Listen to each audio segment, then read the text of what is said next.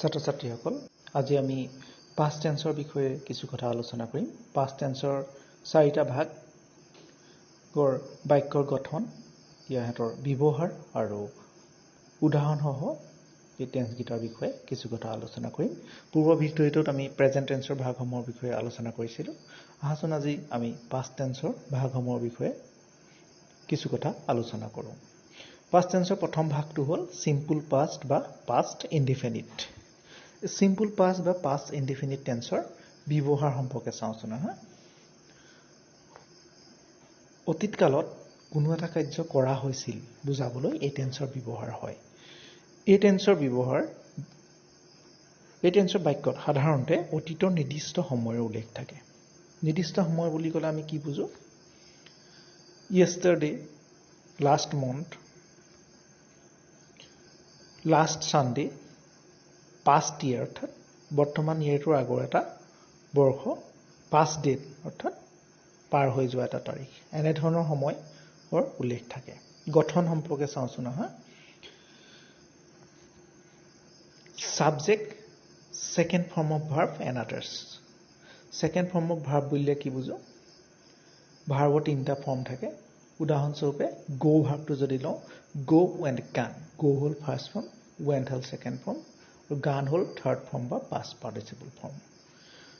আমি পাৰ্সন আৰু নাম্বাৰ সাপেক্ষে first person second person third person আৰু সিঙ্গুলাৰ নাম্বাৰ প্লুৰেল নাম্বাৰ সাপেক্ষে বাক্যৰ ধৰণ কেনে ধৰণে হয় উদাহৰণসহ আলোচনা কৰোঁ আহাচোন I went to Guwahati last Sunday first person singular number I subject went second form of verb last Sunday hall past time অতীত কালৰ এটা সময়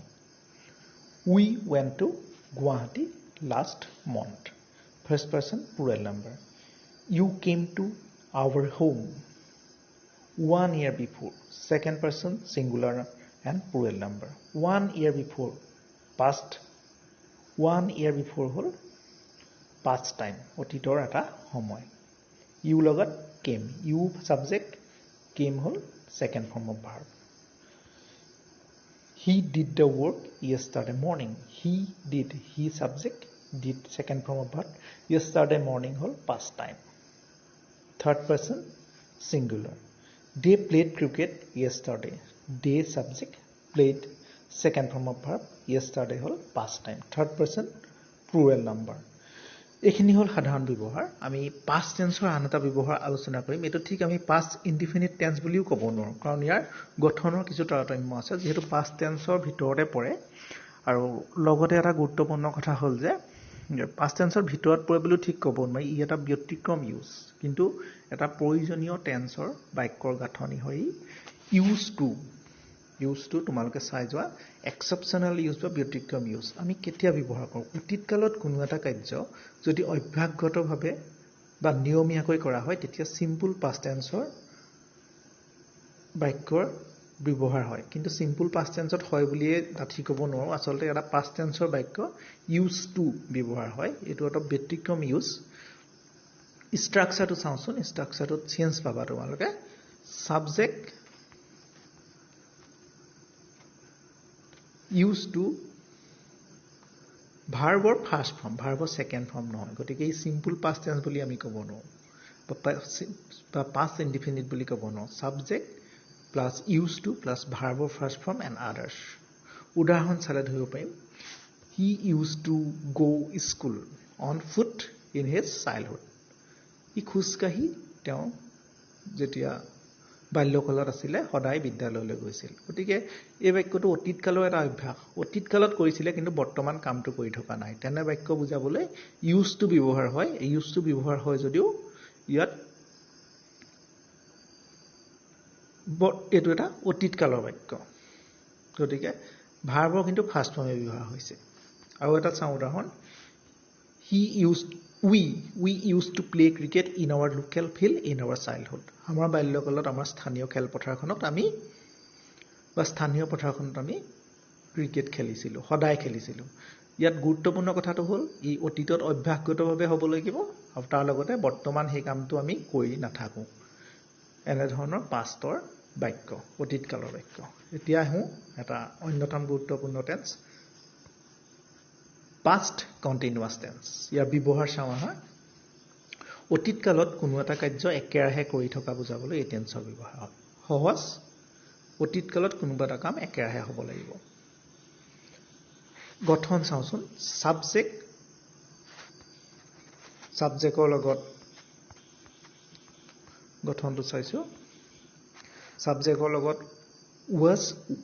বা were হ'ব ভাৰ্বৰ লগত ing লাগিব আৰু others এই was বা were টো পাৰ্সন আৰু নাম্বাৰ অনুসৰি পৰিৱৰ্তন হ'ব আমি চাই গলে গম পাম I was reading first person singular number ইয়াৰ আমি read ভাবটো উদাহৰণ দেখাবলৈ ব্যৱহাৰ কৰিছো I লগত was খাইছে we were reading first person plural number you were reading second person plural and singular number he was reading third person singular number they were reading third person plural number এতিয়া আমি উদাহৰণ চাওঁ সাধাৰণতে কি হয় এই বাক্যবোৰ তোমালোকে যেতিয়া ব্যৱহাৰ কৰিবলৈ পাবা ইয়াত প্ৰায়ে দেখা যায় যে দুটা বাক্য থাকে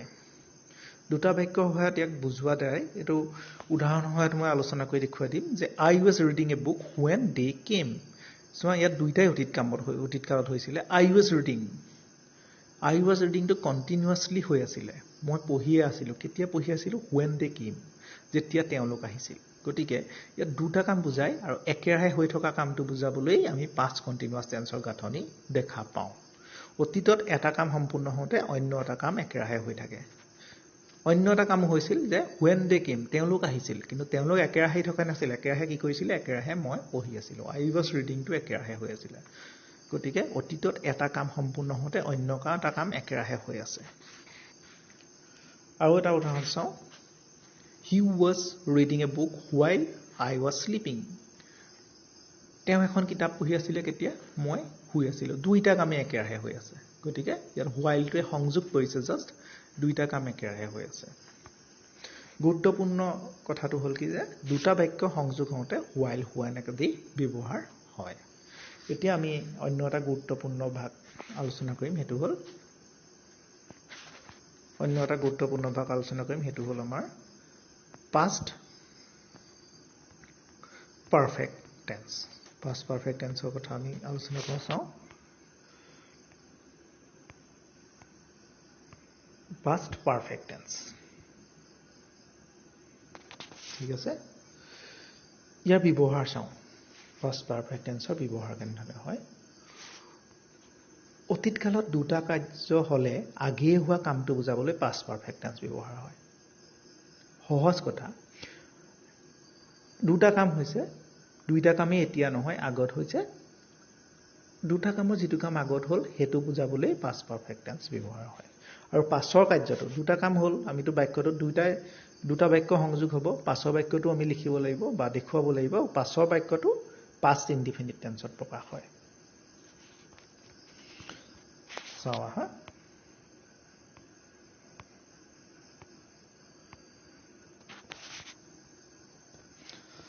গঠন কেনে ধৰণৰ চাওঁ past perfect tenseৰ গঠন কেনে ধৰণৰ হয় subject plus head verb third form and others উদাহৰণ হ'ব চাই যাম পাৰ্সন আৰু নাম্বাৰ অনুসৰি ইয়াৰ গঠনৰ পৰিৱৰ্তন I had gone go to মই উদাহৰণ দেখুৱাবলৈ লৈছো গান ভাৰ্বটো go ভাৰ্বটো I had gone I subject had gone to গান to হ'ল third form of go first person singular number we had gone first person plural number you had gone second person singular and plural he had gone third person singular they had gone third person plural উদাহৰণ হ'ব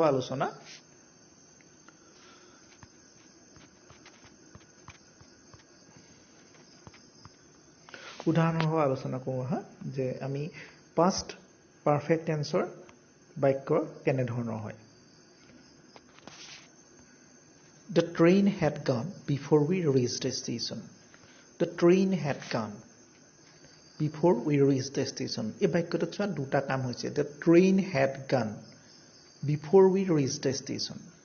ৰেলখন গ'ল before we reached the station. আমাৰ কোনটো কাম আগত হৈছে The train had gone. Train had gone to আগত হৈছে গতিকে train had gone to past perfect tenseৰ গঠন ব্যৱহাৰ হৈছে The train subject had gone হ'ল verb. Before কোনটো কামৰ আগত we reached the station আমি ষ্টেচন পোৱাৰ আগত গতিকে we reached এটো সিম্পল পাষ্ট টেন্স হৈছে ইয়াত বিফৰটোৱে দুইটা বাক্য লগ লগাইছে আৰু আগত হোৱা কামটো বুজাইছে the train had gone to আগত হ'ল এই বাক্যটোত চোৱা the doctor came after the patient died ইয়াত কোনটো কাম আগত হৈছে the doctor came ডক্টৰজন আহিছিল after কেতিয়া আহিছিল তেওঁ পাছতহে আহিছিল কিহৰ পাছত আহিছিল that the patient had died গতিকে আগত পেশেন্টজন মৰিলে because the patient had died to আগত হ'ল গতিকে the patient had died to বুজালে past perfect tense গঠনৰ সহায়ত আৰু the doctor came past simple tense before আৰু after ৰৰ সহায়ত আগত আৰু পাছত অৰ্থত ব্যৱহাৰ হয় before after টো আগত আৰু পাছত অৰ্থত ব্যৱহাৰ হয় এটো আসলতে ইনো জনা কথা এতিয়া আহিলো আমি past perfect continuous tense হলে আহাচোন ইয়া ব্যৱহাৰ কেনে ধৰণৰ হয় অতীত কালত দুটা কাৰ্য একেৰাহে বহু সময় হৈ থকা অতীত কালত কোনো এটা কাৰ্য একেৰাহে বহু সময় হৈ থকা বুজাবলৈ এই টেন্স ব্যৱহাৰ হয় অতীত কালত এটা কাৰ্য একেৰাহে হৈ থকা বুজাবলৈ এই টেন্সৰ ব্যৱহাৰ হয় আৰু গুৰুত্বপূৰ্ণ কথাটো হ'ল কি অতীত কালত দ্বিতীয় এটা কাম হোৱালৈকে প্ৰথম কামটো একেৰাহে চলি থকা বা হৈ থকা বুজালে past perfect continuous tenseৰ ব্যৱহাৰ হয় এটো গুৰুত্বপূৰ্ণ কথা যে দুটা কাম হ'ব দ্বিতীয় কামটো আৰম্ভ হোৱালৈকে আগৰ কামটো একেৰাহে হৈ আছিল তেনেকুৱা ধৰণৰ যদি আমি কিবা কথা বুজাবলগীয়া হয় তেনেহলে past perfect continuous tenseৰ ব্যৱহাৰ হয় আমি উদাহৰণ সহ চালে গম পাম প্ৰথমতে চাই লওঁ ইয়াৰ গঠনটো subjectৰ লগত had been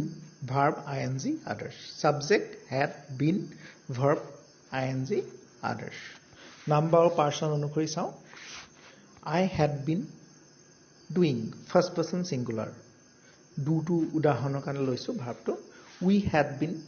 doing first person plural you had been doing second person singular and plural he had been doing third person singular they had been doing third person plural এতিয়া আমি উদাহৰণ চাওঁ হা যে কেনে ধৰণৰ বাক্য ইয়াত প্ৰকাশ হয় I had been reading a book for an hour before you came দুটা কাম হৈছে I had been reading a book মই এখন কিতাপ পঢ়িয়ে আছিলো কেতিয়ালৈকে পঢ়ি আছিলো এঘণ্টা ধৰি পঢ়ি আছিলো অৰ্থাৎ এঘণ্টা ধৰি পঢ়ি থকাতে কি বুজায় একেৰাহে হৈ আছিল কেতিয়ালৈকে you came তুমি অহালৈকে গতিকে you came to simple pastত ব্যৱহাৰ হ'ল আৰু একেৰাহে হৈ আছিল যে অতীত কালত সেইকাৰণে I had been reading a book হ'ল যেটো হ'ল past perfect continuous আৰু দুটা উদাহৰণ আমি চাওঁ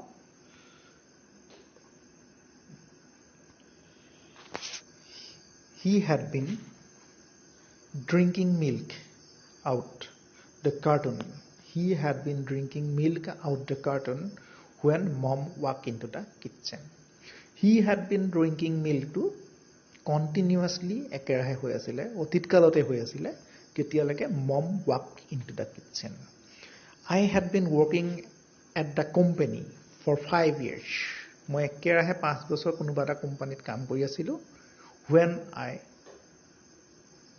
got promotion যেতিয়া কেতিয়ালৈকে মই promotion পোৱালৈকে গতিকে কথাবোৰ হ'ল কি ইয়াতো দুটা কাম হৈছে এটা কাম অতীত কালত একেৰাহে হৈ আছে আৰু এটা কাম হোৱালৈকে ইটো কাম একেৰাহে হৈ আছে গতিকে সেই একেৰাহে হৈ থকা কামটো বুজাবলৈ past perfect continuous ব্যৱহাৰ হয় আৰু ইটো কাম past simple বা past indefinite সহায়ত ব্যৱহাৰৰ সহায়ত প্ৰকাশ কৰা হয় গতিকে তোমালোকৰ লগত past tenseৰ বিষয়ে কিছু কথা আলোচনা কৰিলো ভালদৰে ভিডিওটো চাই কিবা প্ৰয়োজন হলে প্ৰশ্ন সুধিবা আৰু তাৰ লগতে যদি কিবা অনিচ্ছাকৃত ভুল ৰৈ গৈছে তেতিয়া শুধৰাই দিবলৈ মই অনুৰোধ জনালো ধন্যবাদ